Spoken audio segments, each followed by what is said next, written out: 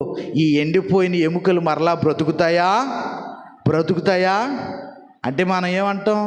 ఎండిపోయిన ఎముకలు ఏం బ్రతుకుతాయండి, బ్రతకవు కదా అంటాం. కానీ ఈయనేమన్నాడంటే, ప్రభు అది నాకు తెలియదు కానీ యెహోవా నీకే తెలియనని చెప్పాడంటే సమాధానం. ఎంత చక్కని మాట చూడండి. అంటే ప్రవక్త అయిన హెజ్కేలుకి తెలుసు, దేవుడు తలుచుకుంటే ఎండిపోయిన ఎముకల్లో కూడా దేవుడు ఏం పుట్టిస్తాడంటే జీవాన్ని పుట్టిస్తాడు. గట్టిగా చప్పలు కొట్టండి దేవునికి. హల్లెలూయా, హల్లెలూయా. ఎండిపోయిన స్థితిని కూడా దేవుడు చిగురింపజేయగలిగిన దేవుడు. నీవు నమ్ముకున్న దేవుడైనా ఆయన మాట్లాడే దేవుడు, అద్భుతాలు చేసే దేవుడు. ప్రియులారా, చనిపోయిన వారిని సైతము లేపిన దేవుడు. లాజరు చనిపోయి 3 రోజులైంది, ఇంకా బ్రతకడని ఏడుస్తున్నారు.